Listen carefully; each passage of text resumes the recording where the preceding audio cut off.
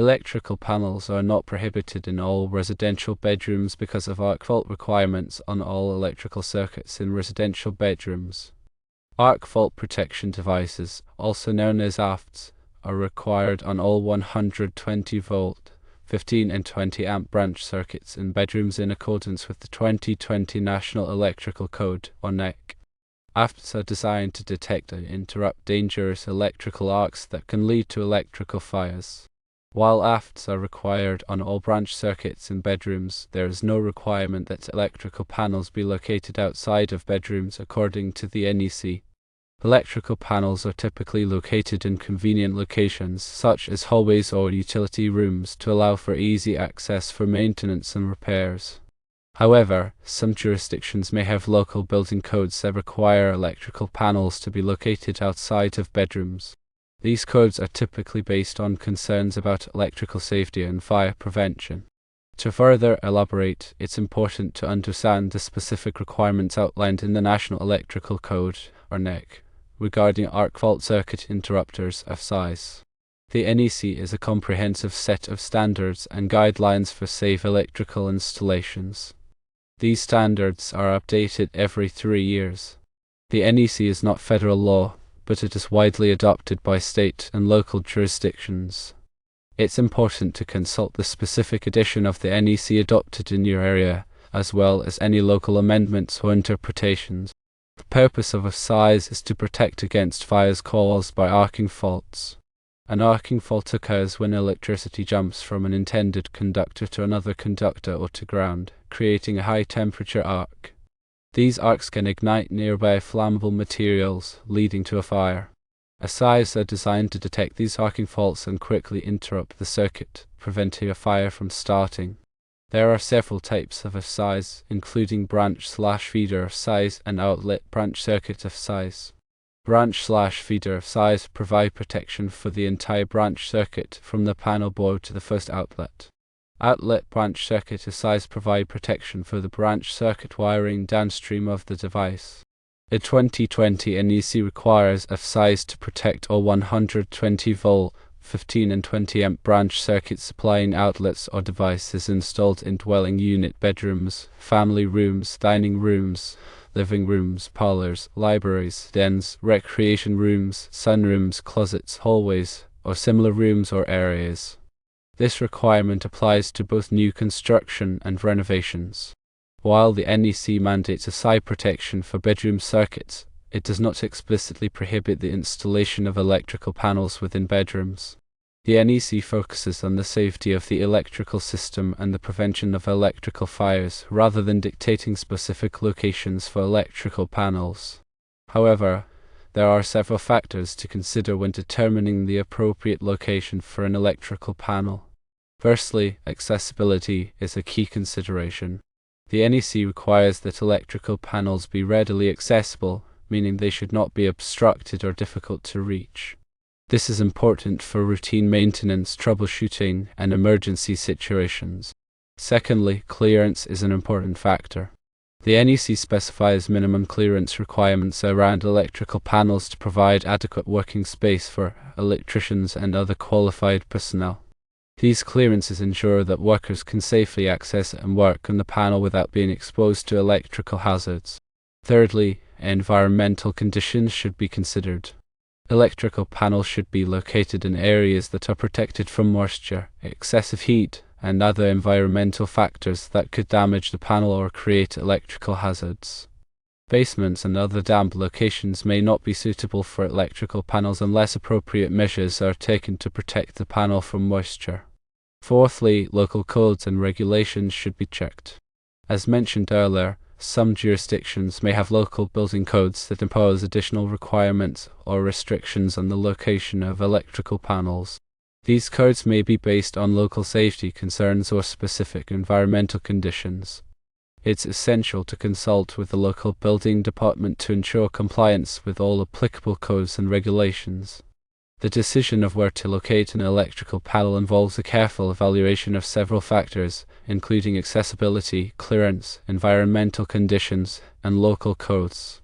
While the NEC does not prohibit panels in bedrooms, it's important to ensure that the chosen location meets all safety requirements and provides for convenient access and maintenance. In some cases, it may be preferable to locate the panel outside of the bedroom to minimize potential disruptions and ensure easy access for service personnel. The installation of electrical panels should always be performed by qualified electricians who are familiar with the NEC and local codes. Proper wiring techniques, grounding, and overcurrent protection are essential for ensuring the safety and reliability of the electrical system. Regular inspections and maintenance are also important for identifying and addressing any potential problems before they become hazardous. When considering the placement of electrical panels, accessibility is paramount. The NEC mandates that electrical panels must be readily accessible, which means they should not be obstructed or difficult to reach. This requirement is in place to ensure that homeowners and qualified electricians can quickly access the panel in case of an emergency or for routine maintenance and repairs. Obstructions such as furniture, storage items, or structural elements can impede access to the panel, delaying critical interventions and potentially jeopardizing safety. The NEC also specifies minimum clearance requirements around electrical panels to provide adequate working space for electricians and other qualified personnel. These clearances ensure that workers can safely access and work on the panel without being exposed to electrical hazards. The specific clearance requirements vary depending on the voltage of the electrical system and the configuration of the panel. In general, the NEC requires a minimum of 3 feet of clearance in front of the panel and 30 inches of width. Additionally, there must be sufficient headroom above the panel to allow for safe and comfortable working conditions. Environmental conditions play a significant role in the safe and reliable operation of electrical panels. Electrical panels should be located in areas that are protected from moisture, excessive heat, and other environmental factors that could damage the panel or create electrical hazards. Moisture can cause corrosion of electrical components, leading to short circuits, ground faults, and other electrical problems. Excessive heat can degrade the insulation of wires and cables, increasing the risk of electrical fires. Electrical panels should not be installed in damp or wet locations, such as basements, bathrooms, or laundry rooms, unless appropriate measures are taken to protect the panel from moisture. These measures may include installing the panel in a weatherproof enclosure or providing adequate ventilation to prevent condensation. Electrical panels should also be protected from direct sunlight and other sources of heat. Shading the panel or providing adequate ventilation can help to prevent overheating. Local codes and regulations may impose additional requirements or restrictions on the location of electrical panels. Some jurisdictions may require electrical panels to be located in specific areas, such as hallways or utility rooms, to ensure easy access for emergency personnel. Other jurisdictions may prohibit the installation of electrical panels in certain areas, such as bedrooms or bathrooms, due to concerns about electrical safety. It's essential to consult with the local building department to determine the applicable codes and regulations in your area. The selection of the appropriate electrical panel for a residential application depends on several factors, including the size of the house, the electrical load requirements, and the available space. Electrical panels are typically rated in terms of their ampacity, which is the maximum amount of current that the panel can safely handle. The ampacity of the panel should be sufficient to accommodate the total electrical load of the house, including lighting, appliances, and other electrical devices. Electrical panels are also available in various sizes and configurations with different numbers of circuit breakers. The number of circuit breakers in the panel should be sufficient to accommodate all of the branch circuits in the house. When selecting an electrical panel, it's important to choose a panel that is listed by a recognized testing laboratory, such as Underwriters Laboratories, or all. UL listing indicates that the panel has been tested and certified to meet applicable safety standards. The installation of electrical panels should always be performed by qualified electricians who are familiar with the NEC and local codes. Proper wiring techniques, grounding, and overcurrent protection are essential for ensuring the safety and reliability of the electrical system. Grounding is a critical safety measure that helps to protect against electrical shock. The grounding system provides a low-resistance path for fault current to flow back to the source, tripping the circuit breaker and energizing the circuit. Overcurrent protection devices, such as circuit breakers and fuses, are designed to protect against overloads and short circuits. These devices automatically interrupt the circuit when the current exceeds a safe level, preventing damage to the wiring and equipment. Regular inspections and maintenance are essential for identifying and addressing any potential problems before they become hazardous. Electrical panels should be inspected periodically for signs of damage, corrosion, or loose connections. Circuit breakers should be tested regularly to ensure that they are functioning properly. Any damaged or worn component should be replaced immediately. Arc fault circuit interrupters, or AFCIs, are a relatively new technology that is designed to protect against fires caused by arcing faults. Arcing faults occur when electricity jumps from an intended conductor to another conductor or to ground, creating a high-temperature arc. These arcs can ignite nearby flammable materials, leading to a fire. AFCIs are designed to detect these arcing faults and quickly interrupt the circuit, preventing a fire from starting. The NEC requires AFCIs to protect all 120-volt, 15 and 20 amp branch circuits supplying outlets or devices installed in dwelling unit bedrooms, family rooms, dining rooms, living rooms, parlors, libraries, dens, recreation rooms, sunrooms, closets, hallways, or similar rooms or areas. This requirement applies to both new construction and renovations.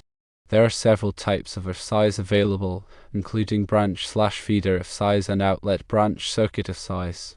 Branch/feeder AFCIs provide protection for the entire branch circuit, from the panel board to the first outlet. Outlet branch circuit AFCIs provide protection for the branch circuit wiring downstream of the device. When installing AFCIs, it's important to follow the manufacturer's instructions carefully. AFCIs are sensitive devices that can be affected by electrical noise and other interference.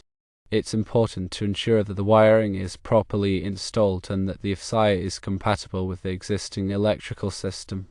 Brand fault circuit interrupters, or GFCIs, are another important safety device that is designed to protect against electrical shock. GFCIs work by monitoring the current flowing in the hot and neutral conductors of a circuit. If there is a difference in current between the two conductors, it indicates that current is leaking to ground.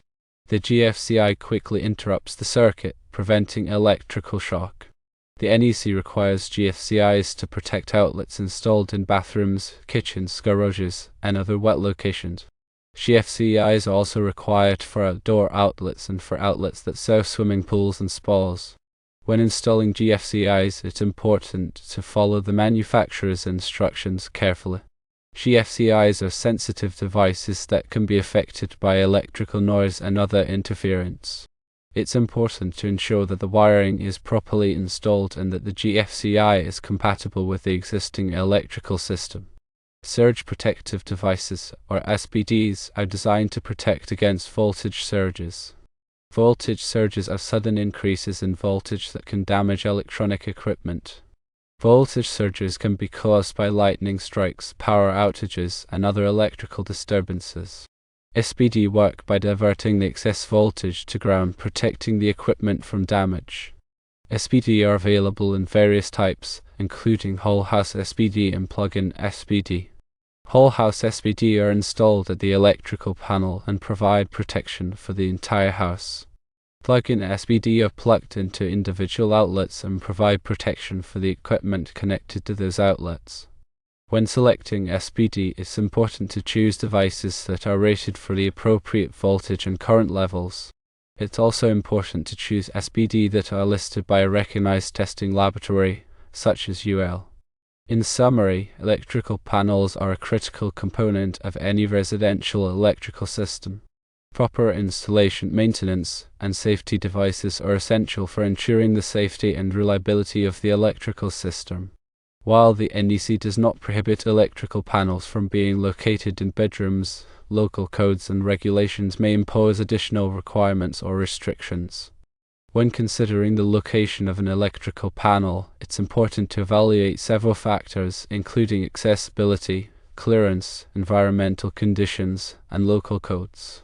The installation of electrical panel should always be performed by qualified electricians who are familiar with the NEC and local codes. Regular inspections and maintenance are also important for identifying and addressing any potential problems before they become hazardous.